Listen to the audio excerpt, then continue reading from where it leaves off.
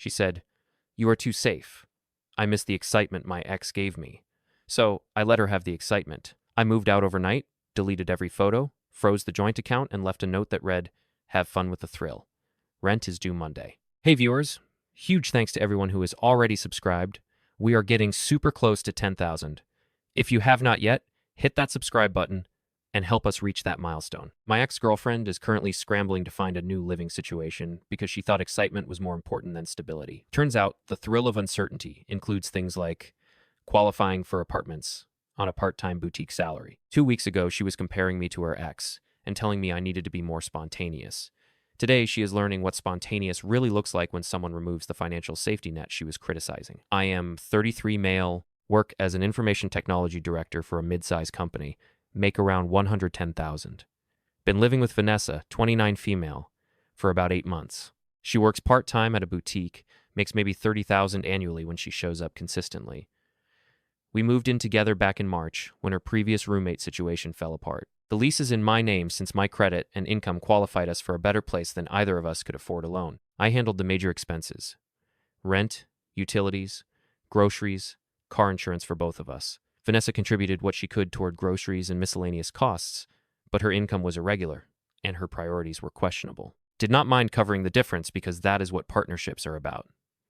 Plus, she was usually appreciative and made efforts to contribute in non-financial ways. But over the past month, Vanessa started getting restless, complaining about our routine, saying our relationship lacked passion, making comments about how boring our life together was. We never do anything spontaneous anymore. She would say while I was paying bills or planning our weekly budget, "We could plan a weekend trip if you want." I would suggest, "That is not spontaneous if we plan it." Fair enough. But spontaneity is hard when you are the only one managing household finances and adult responsibilities. Last week, the complaints escalated. Vanessa started bringing up her ex Derek more frequently. How unpredictable he was, how he would surprise her with random adventures, how exciting their relationship had been. Derek would just show up with concert tickets and we would drive to another city for the weekend. That sounds expensive and impractical. That is the point. Life is not supposed to be practical all the time. Tuesday evening, while I was reviewing our monthly expenses, Vanessa dropped the bomb. "Alex, we need to talk about something serious. What is up?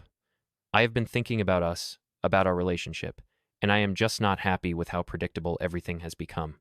I closed my laptop. "Okay, what would make you happier?" "I need excitement. I need someone who challenges me, who keeps me guessing." "You are too safe." "Too safe?" "Yeah.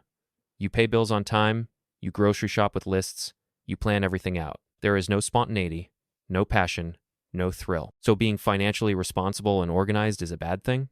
"It is not bad. It is just boring. I miss the excitement Derek gave me, the uncertainty, the adventure, the feeling that anything could happen. Derek also left you broke and homeless, which is how you ended up here. At least he made me feel alive. That has done more than I expected. Here I was providing stability, security, and partnership to him, and she was comparing me unfavorably to someone who had abandoned her with unpaid rent and maxed out credit cards. So, what are you saying exactly?" "I am saying I need someone who can match Derek's energy. Someone who is not afraid to take risks, who does not need to plan everything, who can be spontaneous and exciting. And you do not think I can be that person? Honestly, no. You are wired for safety and stability. That is not necessarily wrong, but it is not what I need right now." "What do you need right now?" "I need the kind of man who would take risks, who would surprise me with crazy adventures, who would choose excitement over security." I nodded slowly. "Someone like Derek." "Someone like Derek, yes. And you think I'm too boring and predictable to ever be that person?" "I think you are a really good guy, Alex. But we want different things. I want excitement and passion. You want routine and stability." That night, I lay in bed thinking about what Vanessa had said. She wanted excitement, spontaneity, someone who would choose thrill over security. She wanted someone who would make impulsive decisions without considering consequences. By Wednesday morning, I decided to give her exactly what she asked for. Update 1, the strategic exit.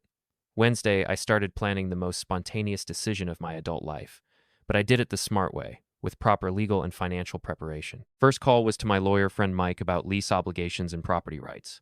"If the lease is in your name only, you can terminate it with proper notice," he said. "But you will need to give her reasonable time to find alternative housing, usually 30 days. What about shared property?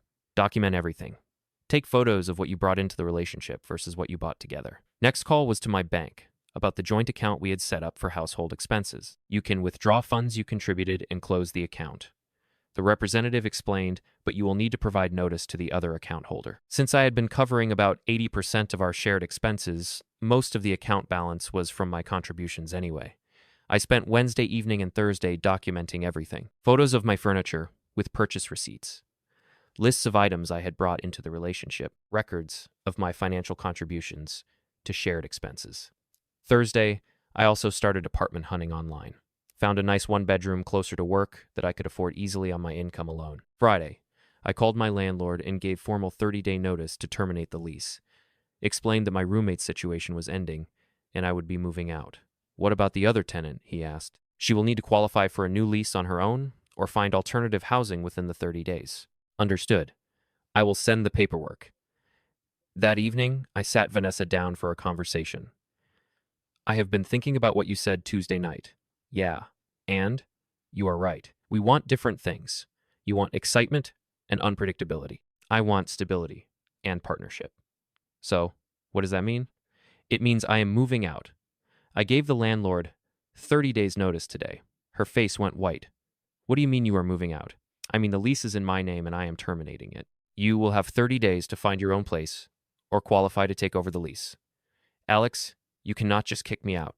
I am not kicking you out. I am removing myself from a living situation where my financial responsibility is being criticized. You wanted someone spontaneous who takes risks. This is me taking the risk of living alone instead of supporting someone who thinks I am boring. But I cannot afford this place on my own. Then you will need to find somewhere you can afford. That is the exciting challenge of independence. Alex, please. I did not mean it like that. You meant it exactly like that. You said I was too safe and predictable, that you missed the excitement Derek provided. I was just frustrated. I do not actually want you to leave. Too late. The decision is made. You have 30 days. Update 2, the consequences unfold. The next 30 days were educational for both of us. Vanessa initially tried to qualify for the lease on her own income. The landlord required proof of income, at least 3 times the monthly rent. Her part-time boutique salary did not come close. She asked about getting a cosigner. Her parents were not financially qualified, and Derek was not interested in taking on that kind of responsibility for someone he had already abandoned once. Week 2, she started apartment hunting in her actual price range. Turned out places she could afford on $30,000 annually were significantly different from the place she had been living while I covered most expenses. Shared apartments with multiple roommates in questionable neighborhoods, studio apartments with no amenities, places that required first month, current, last month, and security deposit up front. Week 3, she tried begging me to reconsider. Alex, I made a mistake. I appreciate everything you do for us. Please do not end 8 months over one stupid conversation. It was not one conversation, Vanessa. It was weeks of you comparing me negatively to someone who left you in financial ruin. I will never mention Derek again. I will be grateful for what we have. You should have been grateful before you told me I was boring for providing it. Please. I am looking at places with 3 roommates and cockroaches. I cannot live like that. Then get a full-time job and improve your income. Take some of that exciting risk Derek was so good at. She crying. Why are you being so cruel? I am not being cruel. I am being spontaneous. Is that not what you wanted? Week 4, she tried reaching out to Derek for help. Apparently, he was interested enough to sleep with her a few times, but had zero interest in helping with her housing crisis. He said he is not ready for that kind of commitment, she told me during one of her last-ditch conversations. Shocking. The exciting, unpredictable guy does not want responsibility. Who could have seen that coming?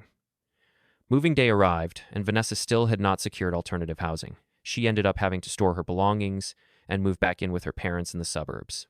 As I was loading my final boxes, she made one last appeal. Alex, this is insane. 8 months of relationship over me saying I wanted more excitement. You did not just want more excitement. You told me I was too boring and safe, that you missed what Derek provided. You got what you asked for, life without boring financial security. I did not ask for this. You asked for someone who would choose excitement over stability. I chose the excitement of living alone over the stability of supporting someone who did not appreciate it. I left her a note on the kitchen counter. Vanessa, you wanted excitement instead of safety. You wanted unpredictability instead of boring routine. You wanted someone who would take risks instead of planning everything. I have given you all 3. Now you get to experience the excitement of qualifying for your own apartment, the unpredictability of living paycheck to paycheck, and the risk of making it on your own. Have fun with the thrill. Alex, postscript.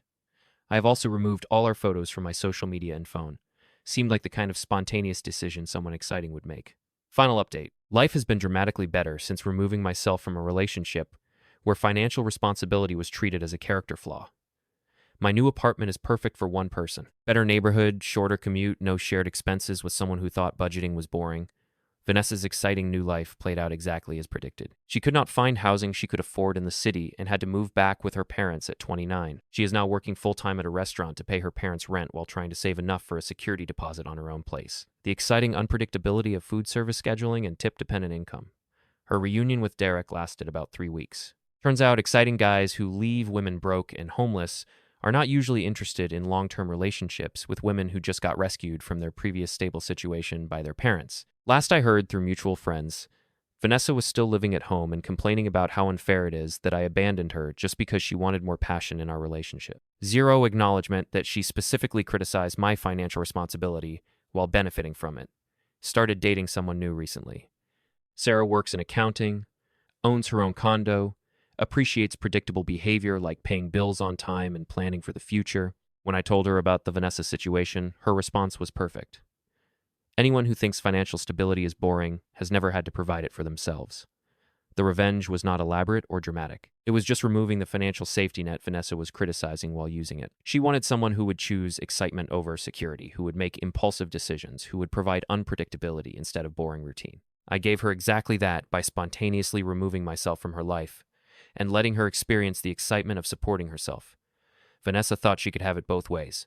The security of my income, covering her lifestyle while maintaining the right to criticize me for being too predictable.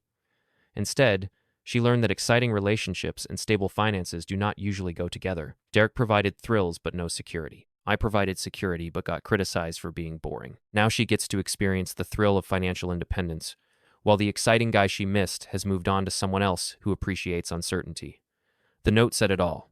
Have fun with the thrill. Turns out the thrill of unpredictability includes things like qualifying for apartments on part-time retail income, and asking your parents for rent money at 29.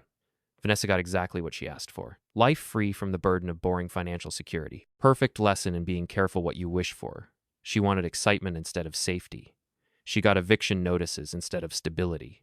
She wanted spontaneity instead of planning. She got homelessness instead of partnership. She wanted the uncertainty Derek provided instead of the predictability I offered. She got unemployment anxiety instead of shared expenses. Sometimes the most spontaneous thing you can do is remove yourself from someone's life when they do not appreciate what you provide. Vanessa learned that boring guys pay rent on time. Exciting guys leave you sleeping in your childhood bedroom at 29. The choice was always hers. She just thought choosing excitement meant keeping the safety net while criticizing the person providing it. Turns out you cannot have both. She picked excitement. I picked sanity. Best spontaneous decision I ever made.